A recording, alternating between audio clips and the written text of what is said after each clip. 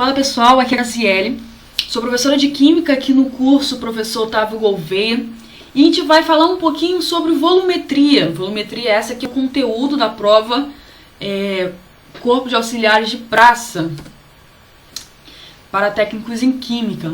Bom, análise volumétrica ou tetrimétrica, também conhecida dessa forma, nada mais é do que a medida de valores de duas soluções que reagem entre si, onde uma delas apresenta uma concentração conhecida com exatidão, a qual chamamos de titulante, que colocamos na bureta, e a solução a ser analisada, que é o nosso titulado, que colocamos no Erlenmeyer.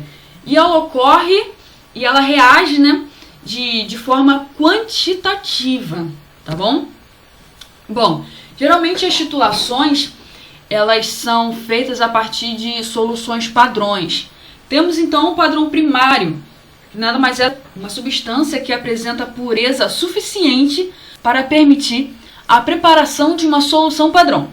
E esse padrão primário, ele deverá apresentar as seguintes condições.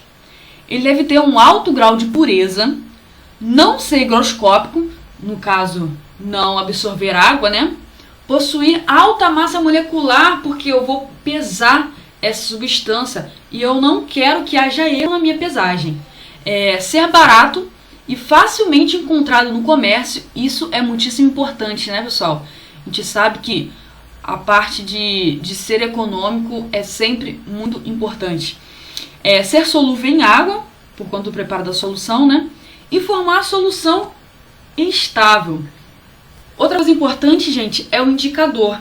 Ele deve provar a mudança da coloração da solução quando o ponto de equivalência for atingido. E a gente deve escolher um indicador com o ponto de viragem mais próximo possível do ponto de equivalência, considerando que os indicadores eles têm faixas de viragem. Cada indicador tem uma faixa de viragem diferente, uma coloração diferente. Então, é muito importante que eu escolha um indicador que ele tenha a faixa de viragem dele no meu ponto de equivalência, para que eu não finalize a minha titulação nem antes do ponto de equivalência, nem depois. Bom, e a titulação ela tem muitas aplicações. Dentre elas, eu citei algumas aqui, que é a determinação da dureza da água, determinação de cloreto, de alumínio, de oxigênio dissolvido, tudo em água, e a determinação de acidez do leite, entre outros muitos. Bom, nós temos alguns métodos de análise, onde eles utilizam de algumas reações. Dentre elas temos as reações de neutralização, onde utilizamos acidimetria e alcalimetria, isso quando utilizamos um ácido ou uma base como titulante, Isso a variar, se for o ácido como titulante, eu vou ter uma acidimetria, e se eu tiver uma base como titulante, eu vou ter a alcalimetria. Temos também as reações de precipitação, onde o reagente mais empregado, no caso, é o íon prata, por isso a argentometria. Temos as reações de complexação, onde eu tenho a titulação direta, onde os íons metálicos são titulados diretamente com o EDTA, e temos também a titulação de retorno, onde uma quantidade de EDTA conhecida e em excesso é adicionada na solução do analito. E temos a reação de oxirredução, onde eu tenho a permanganometria, a dicromatometria e a iodometria, tá? Isso daí vai mudar de acordo com os reagentes que a gente utiliza, E alguns conceitos importantes, galera. O ponto de equivalência, também conhecido como ponto estequiométrico, é o momento da titulação em que toda substância presente no titulado reage com o titulante. Tipo, se eu tenho um ácido e uma base, eu tenho todo o meu ácido e a minha base neutralizados. Esse é o ponto de equivalência. E o ponto final é aquele momento da titulação onde cessa a adição de titulante, é quando tem a mudança de cor. Esse ponto final, ele vai ser diretamente vai sofrer interferência do indicador que você escolheu, tá? Temos as curvas de titulação. O que acontece? Ela basicamente vai... Aqui temos duas curvas de titulação referentes a uma titulação de neutralização. Onde eu tenho a variação do pH em relação à variação do volume. Perceba aqui. Primeiro, que é essa curva A, eu tenho a base como titulante. Então, percebe que o meu titulado, que é o que está no meu Erlenmeyer, é um ácido. Então, o pH dele está lá embaixo.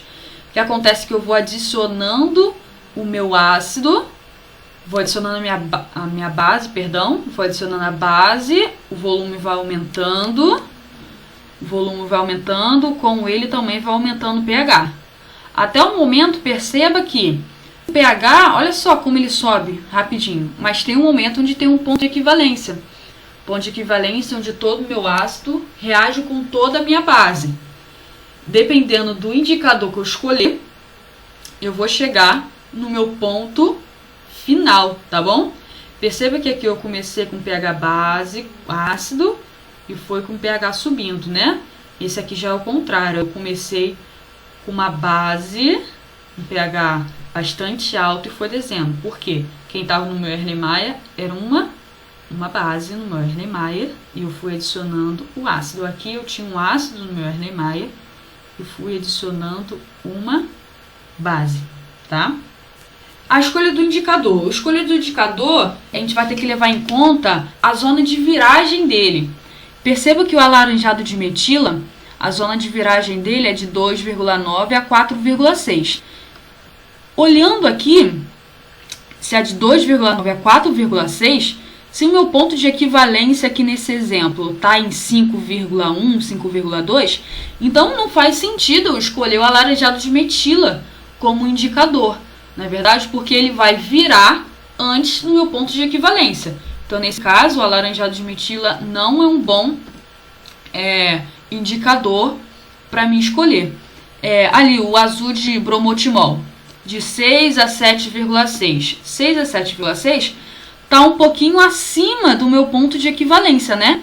Então, isso quer dizer que eu vou ter um ponto de equivalência antes do meu ponto final. Então, também não seria um bom indicador. Então, a partir disso, eu analiso os meus indicadores de acordo com o meu ponto de equivalência. Essa análise, a prova gosta muito. A prova do CAP gosta muito dessa análise. Ele te dá uma curva,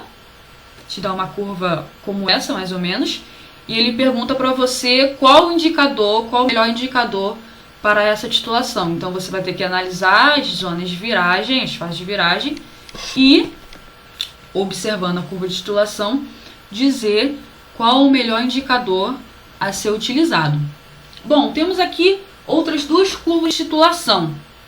Nessa primeira aqui, eu tenho uma titulação onde eu estou utilizando o ácido fosfórico. Perceba que eu tenho o ácido fosfórico sendo desprotonado. Então, eu estou adicionando ali uma base, né? E a base que eu estou utilizando é o hidróxido de potássio. Bom, o que acontece aqui? Por que eu coloquei essas curvas de titulação aqui? Perceba que o ácido fosfórico, ele é um ácido poliprótico. Então, quando eu estou titulando, eu não vou ter somente um ponto de equivalência, eu vou ter mais de um ponto de equivalência. Olha só, eu vou ter mais de uma curvinha. Eu vou ter o primeiro, onde eu tenho aqui a primeira desprotonação, depois eu vou continuar, vou ter a segunda desprotonação, vou continuar e vou ter outra desprotonação. Perceba aqui que eu estou usando mais de um indicador. Isso porque o meu indicador, a mudança de coloração desses indicadores, ele vai me dizer onde estão ocorrendo as desprotonações. Perceba aqui eu começo com o meu ácido, né? Comecei a desprotonar mais. Então, os indicadores, eu utilizando mais de um indicador, eu vou conseguir visualizar onde estão em que momento ocorrem as minhas desprotonações. E nessa segunda aqui, eu tenho o carbonato sendo protonado. Percebe que aqui eu tenho a primeira protonação, onde eu tenho o bicarbonato, e aqui onde eu tenho o ácido carbônico. Então perceba que quando eu tenho o carbonato, por exemplo, eu tenho duas ondinhas, ó. Por quê? Eu tenho duas protonações, tá? Aqui nesse caso do ácido fosfórico, eu tenho 3 desprotonações. Aqui no carbonato eu vou ter 2 protonações, tá bom? Eu vou conseguir observar isso com a adição de mais de um indicador, beleza? A partir disso, a gente pode fazer algumas questões de algumas provas. Bom, a primeira aqui. A figura abaixo demonstra a típica curva de titulação de uma substância. Olha só essa imagem. Poxa, a gente acabou de ver, né? Que substância é indicada na figura acima? Olha só o que acontece. Eu tenho quantas ondinhas? 1, 2 ondinhas. Se eu tenho 2 ondinhas, é bem provável que eu tenho 2. Se o meu pH está descendo, isso quer dizer que eu estou tendo 2 protonações, né? Então vamos lá. Eu estou adicionando o HCl.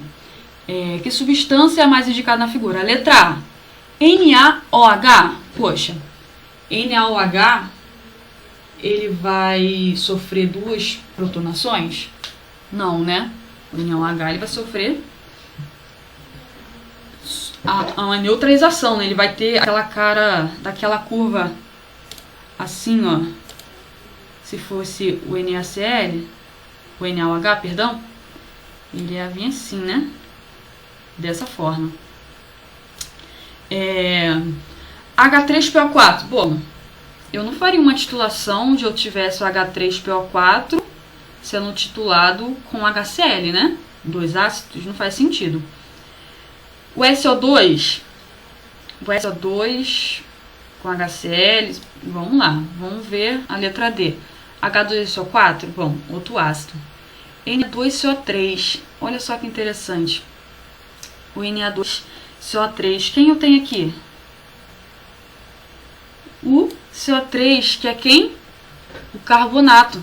O carbonato, e ele quando entra em contato com o ácido clorídrico, que é um ácido forte, ele começa a ser protonado. Então eu tenho isso daqui, ó, acontecendo ao contrário, daqui para cá. Então eu vou ter o carbonato sendo protonado indo para bicarbonato, e o bicarbonato continuando a ser protonado e indo para ácido carbônico. Dessa forma, minha resposta certa é a letra E. Muito bem. Número 2. É uma questão da prova de 2016. Diz assim: analisa a figura e a tabela a seguir. Bom, perceba que eu tenho 2 ácidos aí, né? O ácido clorídrico e o ácido acético. Ele foi titulado, essa mistura, né? Ela foi titulada com NaOH. Perceba que o ponto de equivalência está aqui, não é verdade? Ele me dá aqui alguns indicadores com cores diferentes e suas faixas de viragem. Vamos ver o que ele me pede. A figura acima representa típicas curvas de titulação de ácido acético e de ácido clorídrico com hidróxido de sódio. A tabela acima representa alguns dos indicadores que podem ser utilizados nessas titulações. Os indicadores mais adequados para realizar as titulações do ácido acético e do ácido clorídrico são, respectivamente, vamos lá, vamos analisar o que acontece aqui.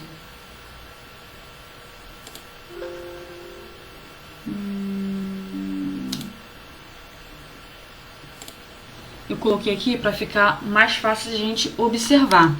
Perceba aqui a curva e aqui os indicadores e suas faixas. O que acontece? Eu fiz aqui, separei onde é o ponto de equivalência e em que valor mais ou menos ele está. tá um pouquinho acima do 6, mas não chega a ser 7, né? E aqui as faixas de viragem dos indicadores. Bom, vamos lá, eu coloquei cada um de uma cor aqui para a gente conseguir, ao colocar aqui, ver qual é o melhor. O vermelho de cresol, ele vai de vermelho a amarelo na faixa de viragem de 1,2 a 2,8. Bom, considerando que está aqui o meu ponto de equivalência, então essa coloração aqui não vai importar para mim, né? Mas ele também vai de amarelo a vermelho numa faixa de 7,2 a 8,8. Olha só, de 7,2 a 8,8. Esse é o vermelho de cresol, ele vem mais ou menos aqui, né? Peraí, deixa eu pegar o pincel. Ele pega mais ou menos aqui. Bom, a princípio ele não vai me interessar muito, né? Mas vamos lá ao próximo. Temos o azul de timol, que ele vai de vermelho a amarelo na faixa de 1,2 a 2,8. Bom, também não vai importar muito para mim, porque o meu ponto de equivalência está aqui em cima. Mas ele também vai de amarelo a azul de 8 a 9,6. Poxa, de 8 a 9,6 lá em cima, né? Aqui, ó. Poxa, também não vai importar muito.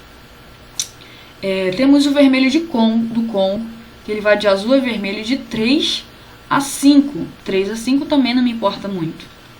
Temos o verde de bromocresol, que ele vai de amarelo a azul de 3,8 a 5,4. Também não me interessa. Meu ponto de equivalência está aqui, próximo ao 7. Temos o vermelho de metila, que ele vai de vermelho a amarelo de 4,4 a 6,2. Ele vai mais ou menos aqui. Ele pega mais ou menos aqui, né?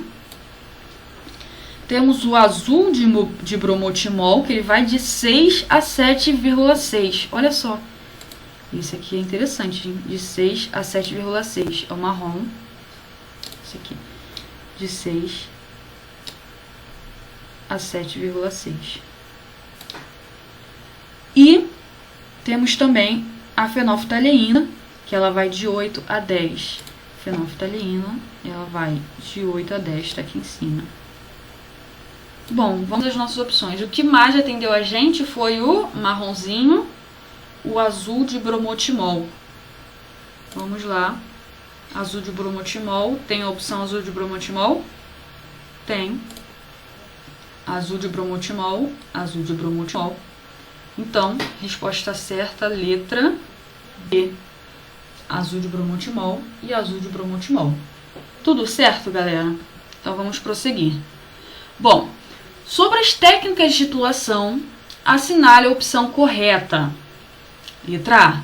Antes de atingir o ponto de equivalência em uma titulação de neutralização de uma base forte com um ácido forte, o pH é definido pelo excesso de íons H+, na solução da amostra. Bom, se eu tenho uma base fraca, titulação de uma base fraca com ácido forte, quer dizer que o ácido forte ele está na minha bureta, né?